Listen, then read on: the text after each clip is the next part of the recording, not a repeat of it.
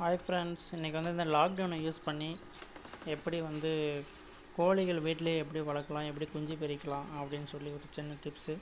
Video ஃபுல்லாக skip பண்ணாமல் பாருங்கள். எப்படி வந்து ஃபுல் முட்டையும் வந்து பெருக்கி வைக்கிறது, ஒரு முட்டை கூட வேஸ்ட் ஆகாமல் எப்படி பெருக்கி வைக்கிறது, அதை டிப்ஸு உங்களுக்கு சொல்ல போகிறேன். முதல்ல பார்த்தீங்கன்னா இந்த மாதிரி இன்குபேட்டர் நீங்கள் வாங்கிட்டீங்கன்னா முட்டை வச்சு ஒரு 50 முட்டை வைக்கிறீங்கன்னா உங்களுக்கு வந்து ஒரு 20 முட்டை தான் பெரிக்கும், மீதெல்லாம் வந்து ஃபெயிலியர் ஆகும். ஸோ அதுக்கு நம்ம கம்பல்சரி என்ன பண்ணணும் அப்படின்னா, இதில் வந்து தண்ணி இதில் வந்து ரொம்ப எனி டைம் இருக்கணும், குறையக்கூடாது. என்னுடைய லைட்டு இருக்குது இல்லைங்களா, அந்த லைட் ஹீட்டுக்கும் அதனுடைய வாட்டர் கண்டிஷனுக்கும் லெவலாக மேட்ச் ஆகி ஒரு கூலிங்னஸ் கொடுக்கும். ப்ளஸ் இந்த டிசி ஃபேன் ஓடுது, அது ஓகே. முட்டையை வந்து ஒரு நாளைக்கு வந்து பார்த்திங்கன்னா ஒரு 4 இல்லைனா 5 டைம்ஸ் வந்து நீங்கள் ரொட்டேட் பண்ணி விடணும், ஓகேங்களா. ஒன்றும் இல்லை, இப்படி இருக்கிற முட்டையை இப்போ வந்து எல்லாம் மைனஸில் இருக்குது, நாம் ப்ளஸ் பண்ணி விடணும்.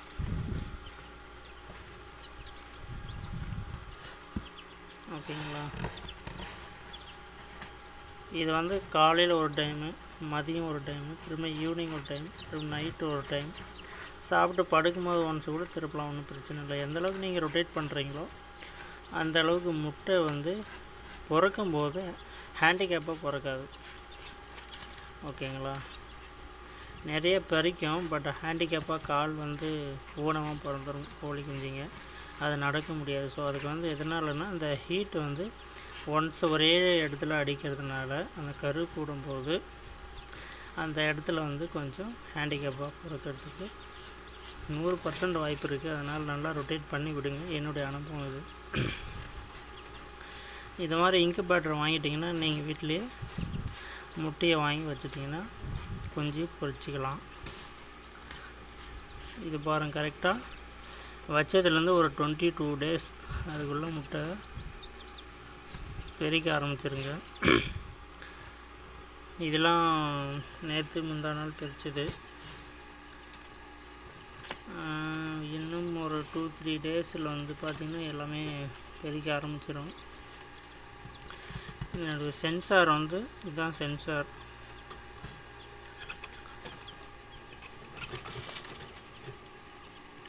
அதனுடைய சென்சார் மேலே வந்து டஸ்ட் இல்லாமல் பார்த்துக்கணும். இது சும்மா கட்டி விட்டுடலாம், இது வேஸ்ட்டு. இதுதான் சென்சார். இது வந்து சென்சார் ப்ராப்ளம் ஆச்சுன்னா லைட் வந்து எனி டைமும் ஆஃப் ஆகாமல் இருந்துகிட்டே இருக்கும். அப்போ வந்து முட்டை வந்து சூடு ஏறி எந்த குஞ்சும் பொரிக்காது, முட்டையிலே எல்லாமே வந்து இறந்துடும். ஸோ அதனால் அதையும் பார்த்துக்கணும் கவனமாக. பாருங்கள், விளையாடுதுங்க பாருங்கள். இப்போயே அதுங்களுக்கெல்லாம் ஃபைட் வந்துடுச்சு, டையாண்டாக்கான்னு ஃபைட் அடிக்குது.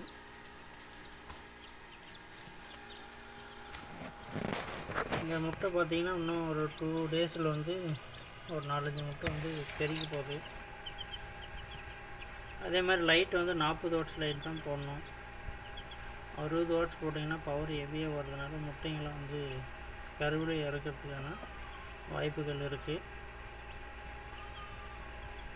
அதனால் வந்து கேர்ஃபுல்லாக ஹேண்டில் பண்ணுங்கள்.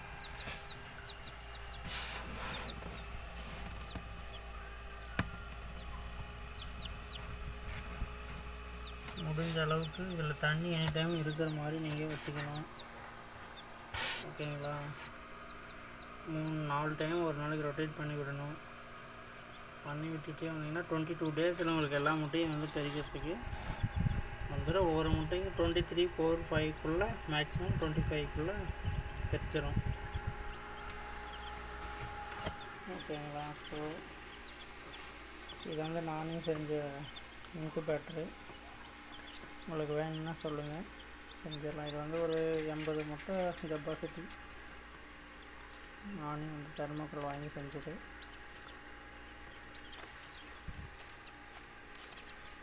அப்புறமா பார்த்தீங்கன்னா இந்த குஞ்சிலாம் பொரிச்சிருக்குது, பார்த்தீங்கன்னா உங்களுக்கு தெரியும்ல.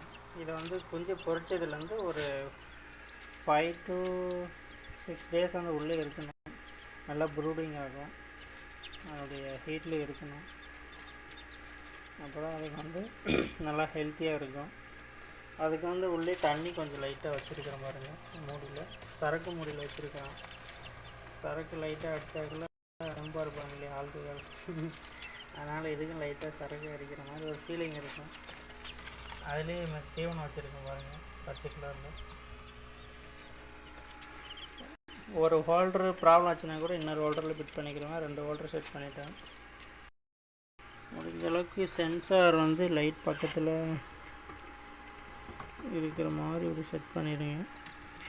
அதோடைய ஹீட் பட்ட உடனே அது ஆஃப் ஆகணும். ஓப்பனில் இருக்கிறதுனால வந்து ஹேர் போயிட்டே இருக்குல்ல, அதனால் வந்து ஆஃப் ஆகலை. இப்போ நீங்கள் ஆஃப் ஆகிறத பார்க்கலாம். இதுதான் டைமிங் 33.6 33.6 34 34.6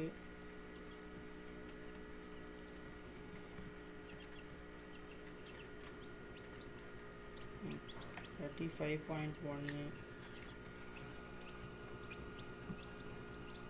இவ்வளோ டிகிரி செல்சியஸில் தான் இது வந்து ரன் ஆகிட்டுருக்கு.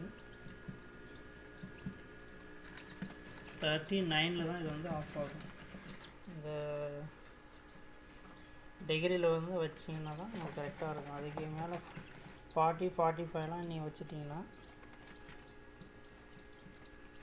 ஹீட்டு லைட் எரிஞ்சிட்டே இருக்கிறதுனால முட்டை வந்து ப்ராப்ளம் ஆகிறதுக்கு வாய்ப்பு இருக்குது. ஸோ இதில் பெரிச்ச குஞ்சுங்க தான் வந்து இப்போ வந்து ஒரு 1.5 கிலோ சைஸில் வந்து இருக்குது. அதை உங்களுக்கு காட்டுறதும் பாருங்கள். இந்த லாக்டவுன் பயிற்சி பாருங்கள். இப்போ எவ்வளோ 36 37 அப்படியே மைனஸ் ஆகிட்டே வருது. திரும்ப அந்த செல்சியஸ் வந்து எப்போ வேணுமோ அப்போ ஆட்டோமேட்டிக்காக அது ரன் ஆகிடும். 37 37.36 டெம்பரேச்சர் ஹையாக வரும்போது ஆஃப் ஆகிடும், லோ வரும்போது ஆட்டோமேட்டிக்காக ரன் ஆகிடும். இதுதான் என்னுடைய சிஸ்டம். இந்த லாக்டவுன் விளையாடிட்டு இருக்காமல் இது மாதிரி முட்டையை வாங்கி இங்கே வீட்டில் வச்சு பறித்து சும்மா வீட்டுக்குள்ளேயே வந்து பார்த்துக்கலாம். குழந்தைங்களுக்கு சின்ன பசங்களுக்கெல்லாம் ஒரு சின்ன ஒரு ஐடியா டிப்ஸு. இது வந்து தெர்மாக்கோல். இது இந்த மீன் கடையில் வந்து கிடைக்கும். நான் இது வந்து ஒரு 500 கொடுத்து வாங்கினேன். நல்லாயிருக்கும். ஓகேங்களா? லைட் ஒன்றும் ஆன் ஆகலை. இப்போ ஆன் ஆச்சு பாருங்கள். கொஞ்சம் கத்துது. லைட் ஆஃப் ஆச்சுன்னா அது கத்தும். அதுங்களுக்கு லைட் இருந்துகிட்டே இருக்கணும்.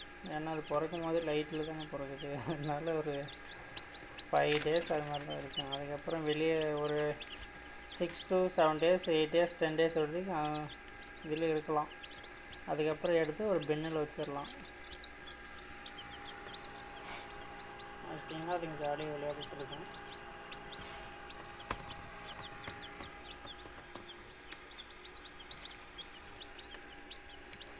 ஓகே ஃப்ரெண்ட்ஸ், நம்ம வந்து அடுத்த வீடியோ போகலாம். கோழி எவ்வளோ பெருசு இருக்குது, எப்படி ஷெட்டு போட்டிருக்குங்க, வீட்டுக்குள்ளே எந்த அளவுக்கு பண்ணிகிட்ருக்குதுங்க அப்படின்றத எங்களுடைய சேனலை மறக்காமல் சப்ஸ்கிரைப் பண்ணுங்கள். நோட்டிஃபிகேஷன் பெல் பட்டனை கிளிக் பண்ணுங்கள். அடுத்தடுத்து வீடியோ உங்களுக்கு நோட்டிஃபிகேஷன் வந்துகிட்டே இருக்கும். பார்த்து என்ஜாய் பண்ணுங்கள்.